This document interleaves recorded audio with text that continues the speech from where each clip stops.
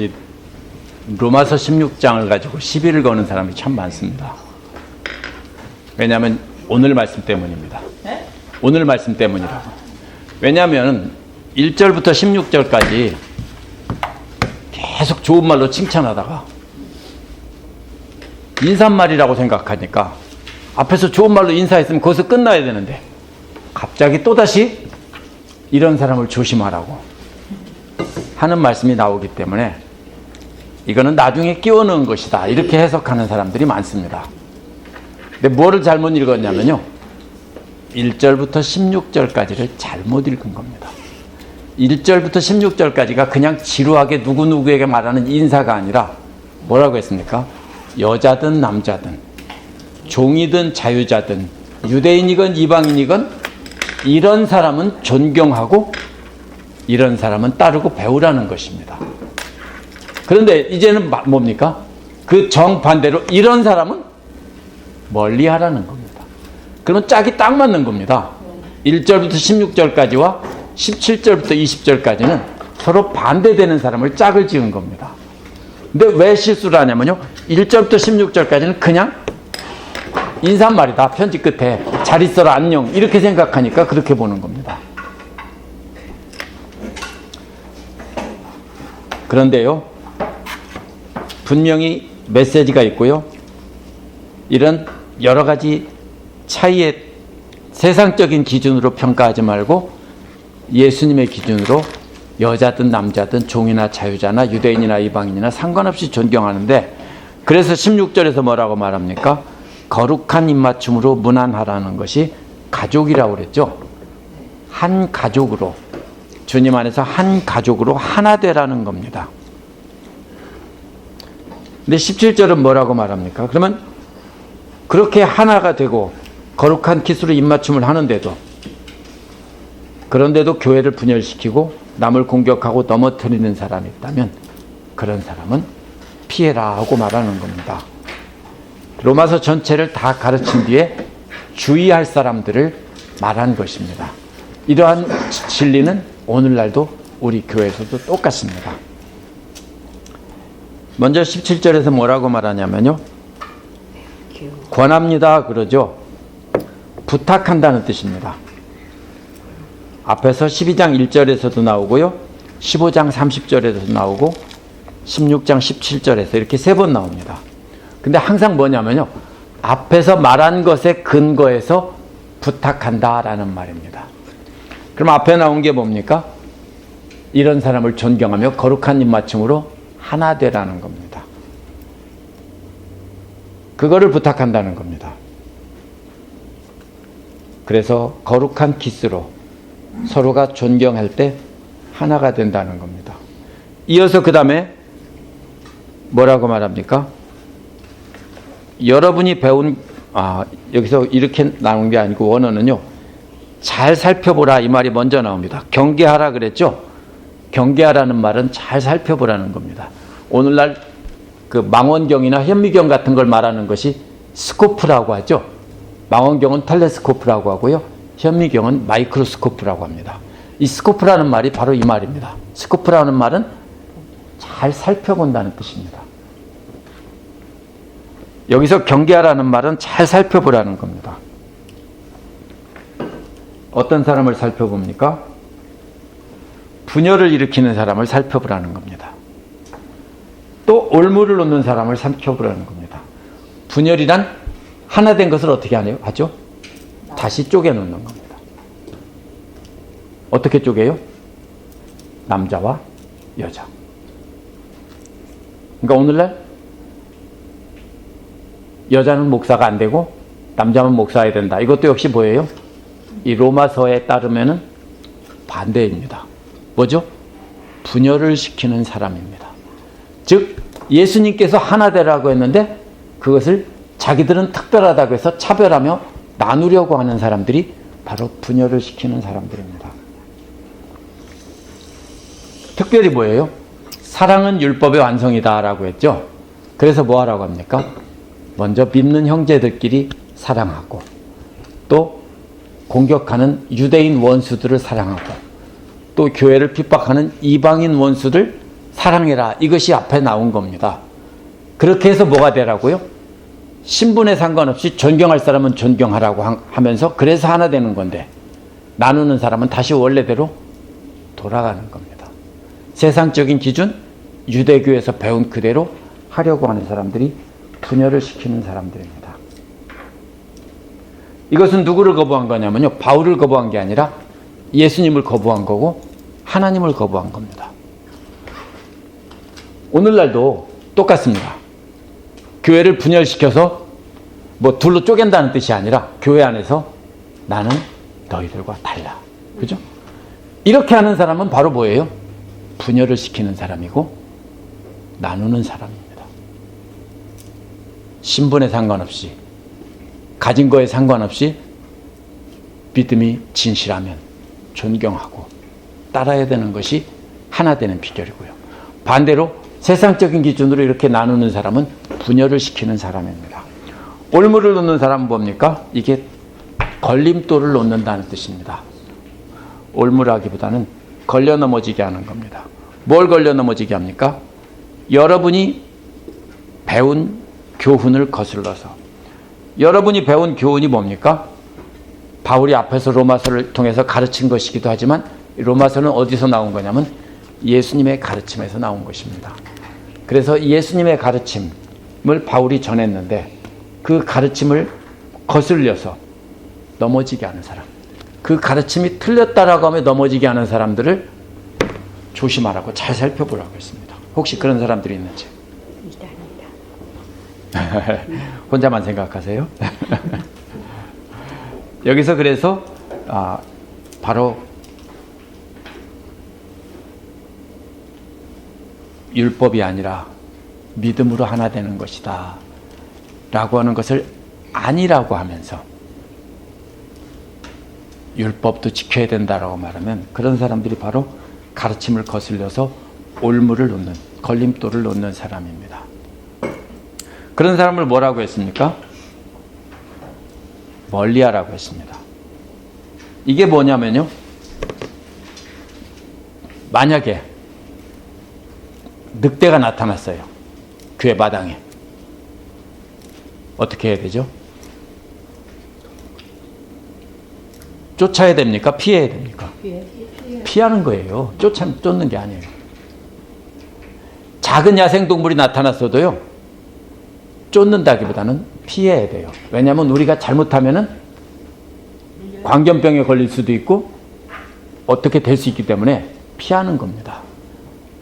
바로 그런 뜻입니다. 교회 안에 늑대가 나타났다. 그러면 늑대를 쫓아내다 보면 다치죠. 그러니까 뭡니까? 피하는 겁니다. 그래서 걸림돌이나 분열을 일으키는 사람들은, 걸림돌을 놓거나 분열을 일으키는 사람들은 쫓아내는 게 아니라 피하는 겁니다. 옆에 있지만 뭐예요? 무시하고 그냥 상종하지 않는 것입니다. 저 사람은 쫓아내야 된다. 그러면 남아있을 사람 아무도 없어요. 그럼 어떻게 합니까? 피하고 상대하지 않는 것이 가장 좋은 상책입니다. 18절은요. 왜 피해야 되는지 이유를 말하고 있는데요. 왜냐하면 이렇게 말합니다. 18절은요. 왜냐하면 이런 사람들은 우리 주 그리스도를 섬기는 것이 아니라 자기 배를 섬긴다고 했습니다.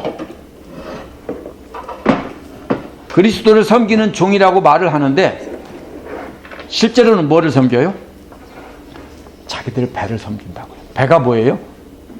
식욕이나 성욕과 같은 자기들의 동물적인 욕구를 말해요. 이기심 같은 것을 말해요. 그래서 자기들의 배만 채우는 이기심의 종이에요. 예수님이 뭐라고 했어요? 제자들의 발을 씻기면서 남을 섬기라고 했죠. 바울도 형제 사랑, 유대인 사랑, 이방인 원수 사랑, 이 성경이라고, 성도의 본분이라고 했습니다. 그런데 로마 교회 거짓 교사들은 교회에 나와서 권위를 세우며 뭐라고 합니까? 자기들을 높이도록 하죠. 그래서 자기들의 배만 채우려고 합니다.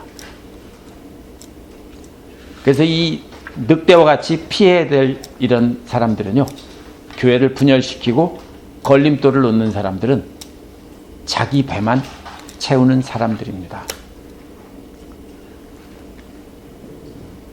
17절에서는 그러니까 교회를 분열시키고 그리스도를 믿지 못하도록 걸림돌을 놓는다고 했는데 18절에서는 이기적인 행동으로 예수님을 섬기는 게 아니라 자기들 몸을 섬긴다라고 한 것입니다. 경계하고 멀리할 사람 구별법이 여기서 나오죠. 뭡니까? 자기 유익을 추구하면 멀리해야 될 사람입니다. 그런 사람은 교회를 분명히 분열시키고 걸림돌을 놓고 남 이간질을 할 사람들이 분명하기 때문입니다. 남을 위하는 사람은 어떻게 합니까? 함부로 그렇게 말하지 않습니다. 그래서 바로 뭐라고 말합니까? 이어서 그럴듯한 말과 아첨하는 말 두 가지가 나오죠. 그럴듯한 말이 뭐냐면요, 이 좋다는 뜻과 연설한다는 말이 합쳐진 말입니다. 무슨 연설이에요? 좋은 연설입니다. 어떤 게 좋은 연설일까요? 선거 때가 되면 후보들이 뭐라고 합니까? 내가 얼마큼 주겠다, 그지? 가난한 사람들에게는 소득이 얼마 이하에게는 얼마나 많이 돈을 주겠다. 그리고 모든 가난한 사람들에게는 의료 혜택을 공짜로 받게 해주겠다. 막 이런 얘기를 하면 뭐라고 합니까? 국민 대다수의 숫자가 퍼센트로 계산해서 가난한 사람이 더 많다라고 하면은 그 사람들에게 듣기 좋은 소리를 하려고 그런 말을 하는 거죠. 이게 바로 좋은 연설이라는 뜻인데요. 그럴듯한 말이라는 말은 좋은 연설로 사람들에게 듣기 좋은 말을 하는 겁니다. 그래서 누가복음 5장 39절에서도 묵은 포도주가 새 포도주보다 좋다라고 할 때 나옵니다. 묵은 포도주는 혀를 춤추게 한다고 할 만큼 매력적인 것입니다. 오늘날도 오래 묵은 좋은 포도주는요, 명품 포도주는 아주 값이 비싸고, 그렇죠. 아주 오래 묵은, 예를 들면 1800 몇 년에 만들어진 명품 포도주다, 유명한 명가의 명품 포도주다, 그러면 어떻습니까? 와인 같은 거 굉장히 비싸죠. 바로 그런 뜻입니다. 그런데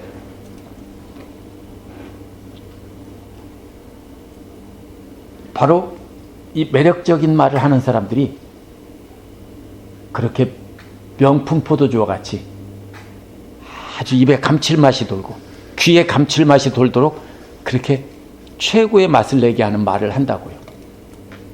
그러니까 우리가 말 잘하는 사람을 조심해야 됩니다. 왜?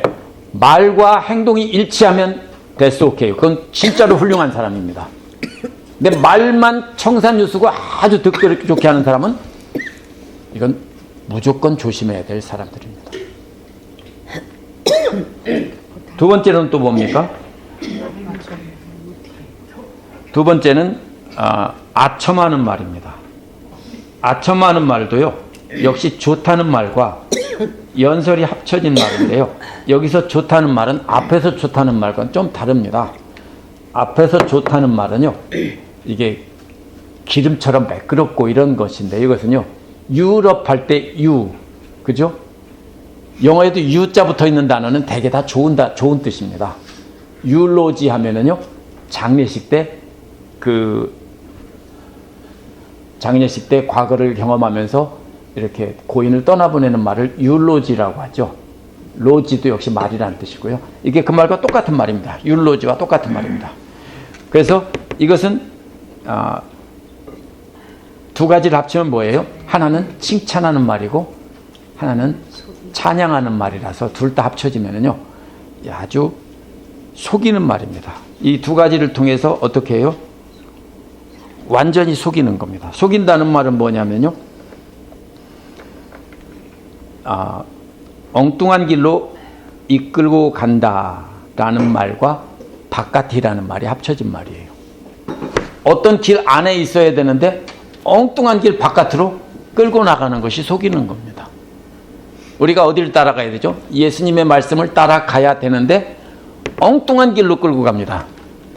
그게 속이는 겁니다. 누구예요, 이게요?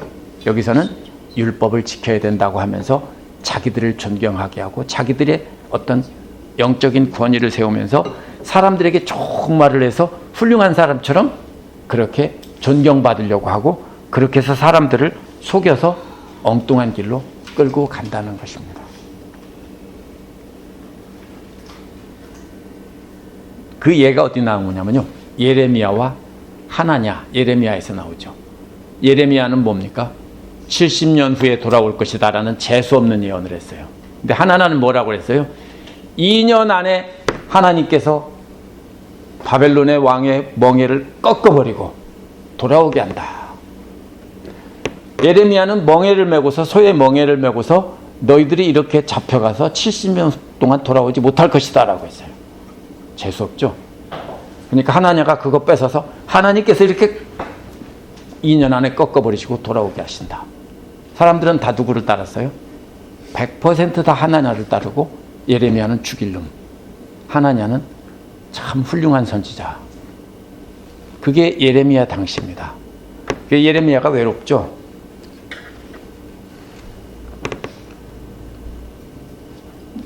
그런데 예레미야는요, 사람들 듣기 좋으라고 한 것이 아니라 하나님의 뜻을 그대로 전한 것입니다. 오늘날도 누가 봤습니까? 듣기 좋은 말, 복 받으라는 말, 다 잘 될 것이고 이렇게 좋은 말로 감동을 주는 따뜻한 말을 전하는 사람은 박수를 받고요. 하나님의 말씀을 그대로 전하면 욕을 먹는 경우가 더 많습니다. 음식으로 말하면 이런 것입니다. 예를 들면 계란 그 자체를 먹으면 계란 그 자체의 맛이 있습니다. 그렇죠? 호박을 먹으면 호박 그 자체의 맛이 있습니다. 근데 양념을 많이 해놓으면요, 맛있기는 맛있는데 그 본래의 맛은 찾을 수 없게 되는 경우가 많습니다. 그렇죠? 하나님의 말씀도 마찬가지입니다. 하나님의 말씀은 본래 뭐예요? 맛이 없어요. 그렇죠? 싱거워요. 그런데요, 무가 맛이 없죠. 맛이 없는데 가만히 생무를 깎아 먹다 보면 매콤하면서도 뭔가 그 독특한 맛이 있습니다. 근데 양념에 쩔은 무를 생선조림이나 이런 데 있는 무만 먹다가 본래 무를 먹으면 맛을 없다고 할 수 있죠. 많은 사람들이 그렇게 되어 있습니다. 그래서 우리가 조심해야 하는 것은 개인적으로 좋은 말을 하는 사람도 조심해야 되고 하나님 말씀도 듣기 좋은 말을 전하면서 이렇게 사람들에게 박수 받는 사람도 역시 조심해야 됩니다. 19절은 뭐라고 말합니까? 왜 이런 사람을 조심해야 하는가 하면요, 여러분의 순종이 모든 사람에게 소문났다라고 했습니다. 모든 사람에게 소문이 났다는 말은요, 멀리라는 말과 도착했다는 말이 합쳐진 말입니다. 옛날에는 어때요? 오늘날은 금방 알려지죠. SNS나 뉴스를 통해서 금방 알려지지만 옛날에는 입에서 입으로 전해지죠. 멀리까지 도달했다는 겁니다. 발 없는 말이 천리 간다고 하는데 말이 천리까지 갔다는 뜻입니다. 근데 여러분의 순종이 그렇게 소문이 났는데 칭찬하려는 게 아닙니다. 이건 조심하라는 겁니다. 여러분의 순종이 소문나서 많은 사람이 여러분을 칭찬하는데 핵심은 뭡니까? 두 가지를 조심해야 됩니다. 선한 일에 조심은 슬기롭고 악한 일에는 순진하라고 했습니다.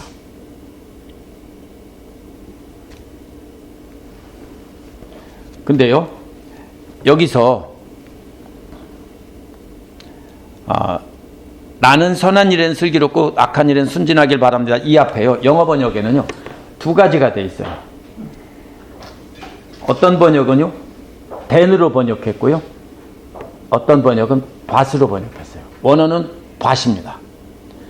이게 왜냐하면 연결이 반대가 안 된다고 생각하니까 이것을 bat으로 해석하지 않고 then으로 해석한 겁니다. 나는 그 앞에다가요, 여러분이 순종이 났다고 하면서 그러나라고 그 반대, 순종과 반대를 이야기하는 것은요, 바로 뭐냐면은 너희들이 소문 때문에, 잘한다는 소문 때문에 너희들이 넘어질 수 있으니까, 속을 수 있으니까 조심하라는 거예요. 그러니까 여기서는 분명히 과시입니다. 누구한테 속아요?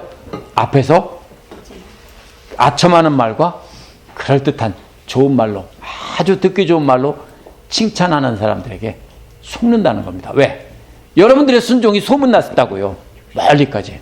그래서 그런 사람들이 소문 듣고 와서 막 칭찬하면 홀딱 넘어가서 아, 이 사람 참 좋은 사람이야 하고 넘어간다고요. 그러니까 두 가지를 조심하라고 했어요. 뭐에는 지혜로우라고요? 선한 일에는 지혜로우라고요. 무슨 뜻이에요? 선한 일은 잘 보라는 거예요. 지혜롭게 분별하라는 거예요. 선한 일을 왜 분별해요?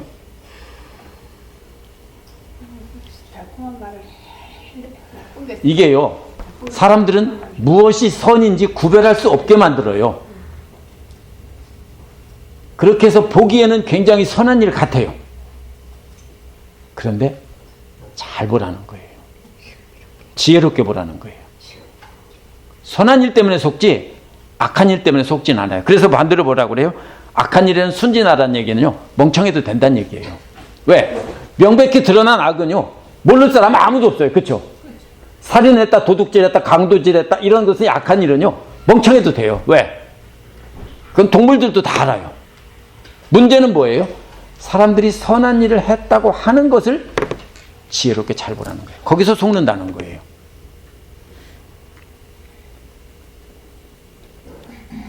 오늘날이 딱 그렇습니다. 오늘날 드라마를 가만히 보면은요, 동성애 같은 거나 이런 것들이 살짝 끼워져 있어요. 영화 같은데 이런 데 보면요. 특히 미국 영화는 심한데요, 드라마는 한국에서도 그게 많이 나와요. 간접적으로 은근히 숨겨서 나와요. 그러면서 뭐라고 그래요? 그런 사람들을 경계하고 뭐라고 하고 차별하는 사람들은 뭐라고 해요? 나쁜 사람들. 이렇게 묘사를 해요. 오늘날 뭐도 그렇습니까? 뉴스도 그렇죠. 그러면서 뭐예요? 모든 사람을 차별하지 않고, 동성애자건 뭐건 다 차별하지 않고, 이 사람들은 정말로 훌륭한 인간들이다. 이게 오늘날 사람들이 포장해서 만든 선이에요. 그런데 뭐예요? 그건요, 지혜롭게 잘 봐야 돼요. 왜요? 하나님을 거역하는 거고요, 하나님 말씀을 어기는 것이고, 자기들 탐욕을, 자신들이 인간적인 그런 쾌락이나 욕심을 합리화시키는 거예요. 왜요? 인간은 행복 추구권이 있어. 그래서 뭐라고 그래요? 불륜을 어떻게 만들어요? 드라마나 영화에서 아름답게 포장해서 어쩔 수 없이 그런다라고 포장할 때가 많죠.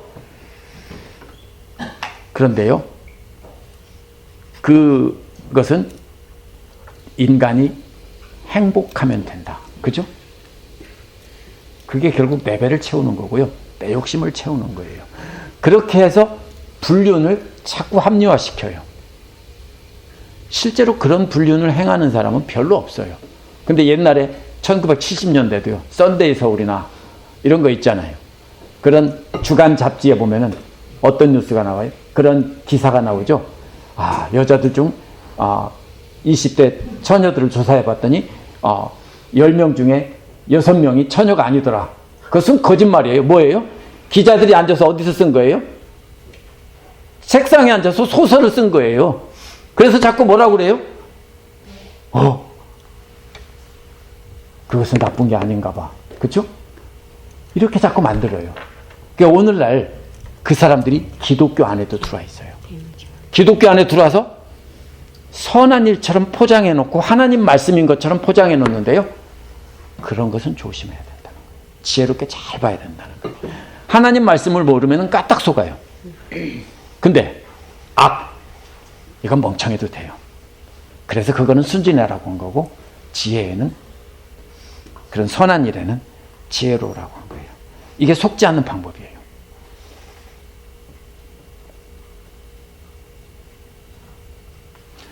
그 오바마 대통령 취임 때요, 그 어떤 목사님이 취임사를 하기로 축도를 하기로 되어 있었어요. 취임 때. 근데 반대파들이 그걸 어떻게 합니까? 그 사람 과거를 봐서 90년대예요.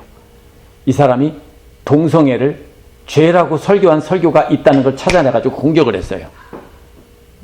그래서 이 사람이 축도를 안 했어요. 그리고 성공회 목사가 와서 축도를 했어요. 어떻게 됐죠?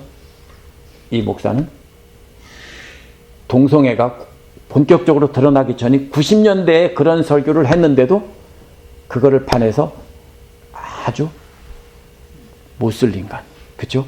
편협하고 외골수이고 이런 못쓸 사람이 대통령 취임 때 취임사 축도를 한다는 것은 말이 안 된다라고 해서 결국은 중도 하차했어요. 사람들이 뭐라고 그래요? 다 그 사람이 옳다고 하죠. 나쁘다고 하죠. 바로 그것이 여기에서요, 조심해야 될 거예요. 한국에서도 간통죄가 폐지된 지 오래됐어요. 그렇죠? 꽤 됐어요. 왜요? 왜 간통죄가 폐지됐죠? 그건 죄가 아니라 개인의 행복 추구권이다. 그거는 개인적인 문제다. 그러면 뭐냐면 서로 경제적인 손해를 입혔거나 어떤 심리적인 손해를 입혔으면 그거는 민사소송에서 재판을 해서 돈으로 받아내면 된다. 보상받으면 된다. 이거예요. 그래서 간통죄는 형사고발 대상이 아니고 민사소송 대상이에요. 한국에서는. 미국도 거의 대부분의 주가 간통죄는 죄가 아니에요. 이게 뭐예요? 사람들이 자꾸 죄를 포장해서 선으로 자꾸 만들어 놓는 거예요. 그래서 그걸 조심하라는 거예요. 그 중에 가장 심각한 것은 뭐냐면요.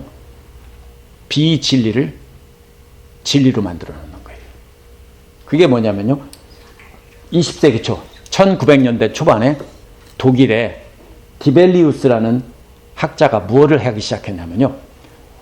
이 유럽이 오랫동안 계몽주의의 영향으로 뭘 합니까? 인간의 경험과 과학적인 근거로 자꾸 사실을 규명하려고 했고 사람들이 멍청해서 성경에 속았는데 이제는 철학과 과학의 근거에서 사람들이 깨어야 된다고 하는 것이 계몽주의예요. 근데 그 계몽주의의 영향으로 유럽 사람들이 대부분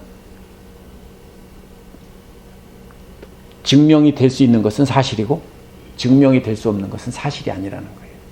예를 들면요. 예수님이 무리를 걸었다.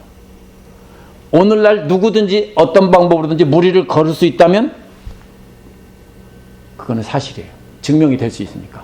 근데 아무도 무리를 걸을 수 있는 사람이 없죠.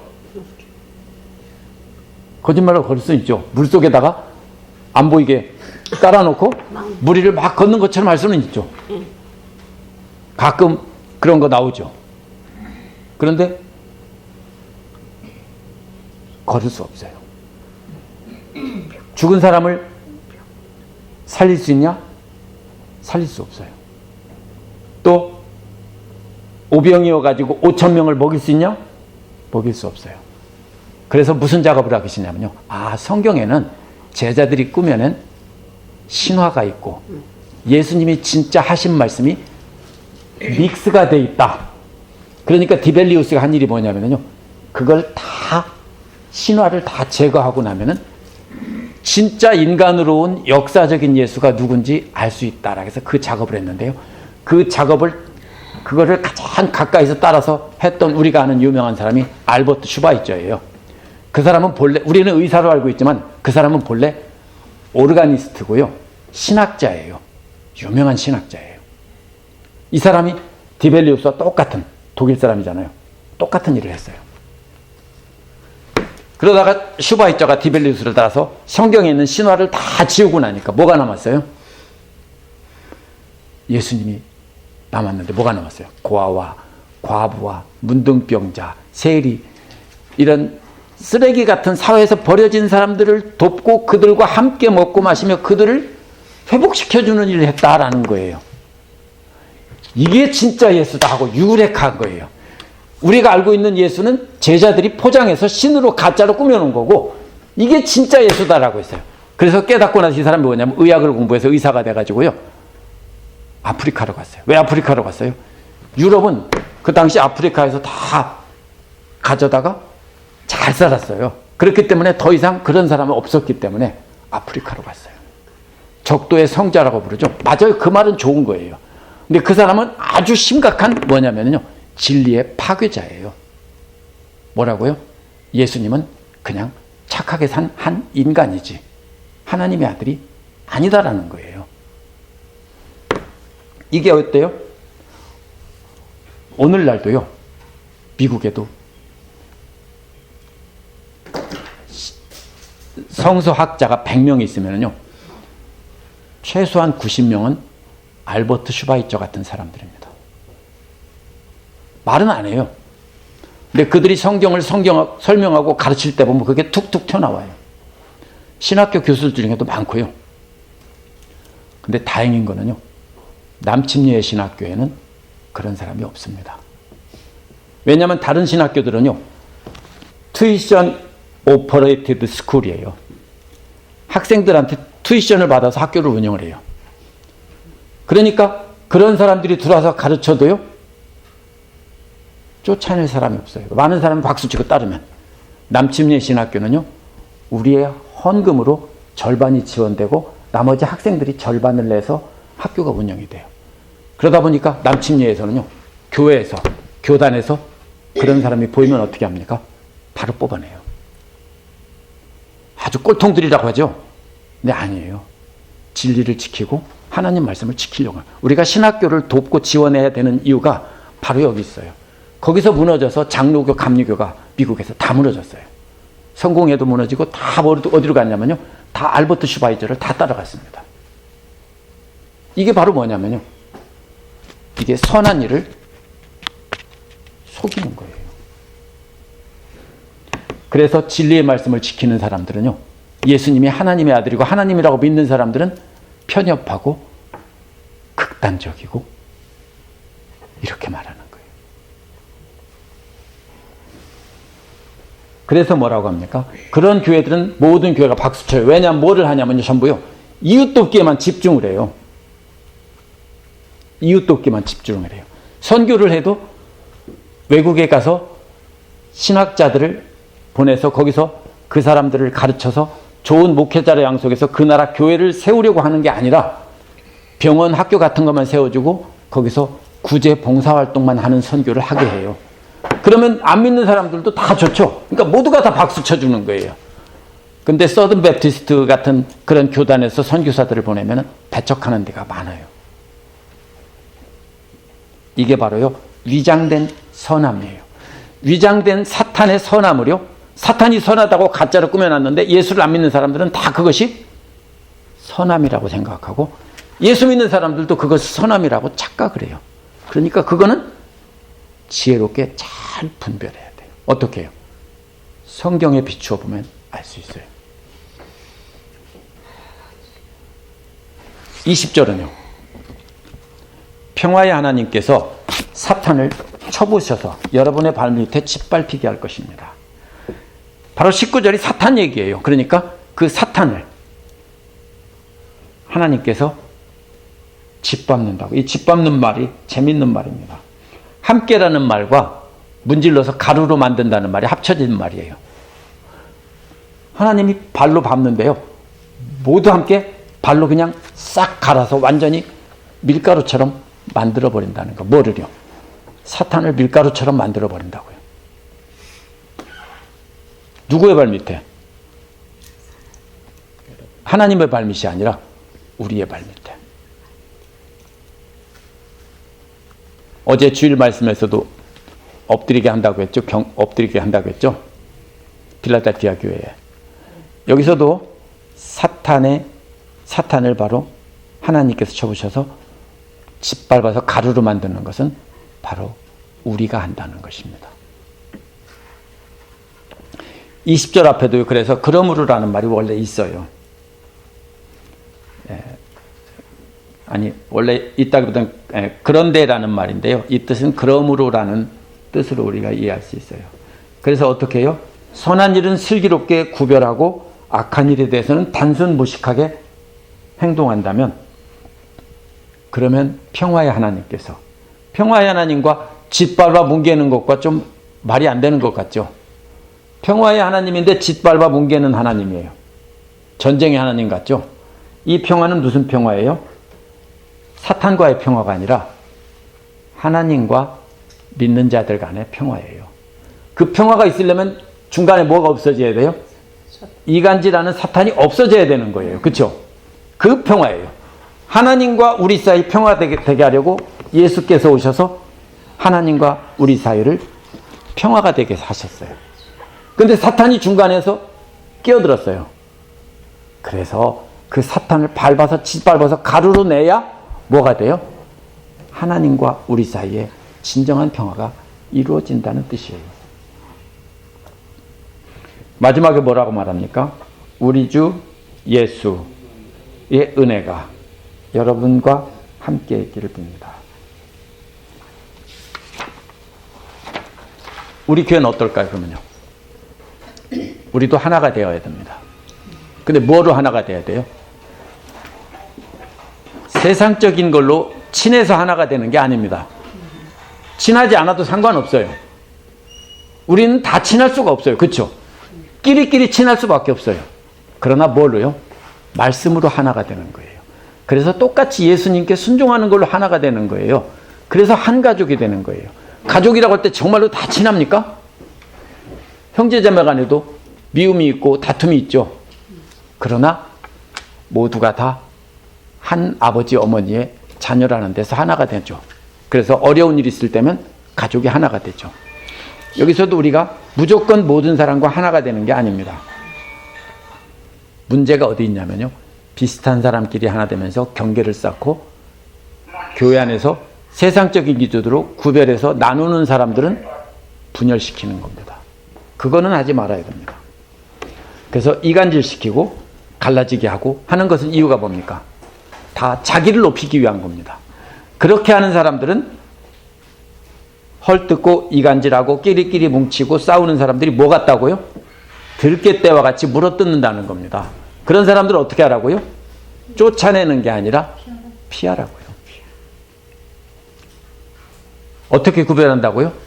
거룩한 모습으로는 구별할 수 없다는 겁니다. 왜? 다 선하게 보이니까요. 그래서 선함에는 지혜로라고 그랬죠. 그래서 그 선함이 어떤 선함인지를 말씀에 비추어 보고 우리가 물어뜯는 들깨인지 아니면 진짜 선한 양인지를 분별할 줄 알아야 된다는 겁니다. 그래서 듣기 좋은 말만 하는 사람들에게 진짜로 선한 사람들이 당하기가 쉬운데 당하지 말고 잘 살펴서 지혜로워야 한다는 것이 이 로마서의 끝부분의 결론입니다. 그래서 이런 사람은 조심하고, 반대로 앞에서 16장 1절부터 16절에서 나온 그런 사람들은 신분에 상관없이, 남자 여자 상관없이 무조건 존경하라. 멀리하고 피하고 존경하고, 이게 두 가지입니다. 16장을 요약하면 피하고 존경하고, 이것이 구별되면 참 그리스도인이고요, 그것이 안 되면 우리는 가짜일 수밖에 없습니다.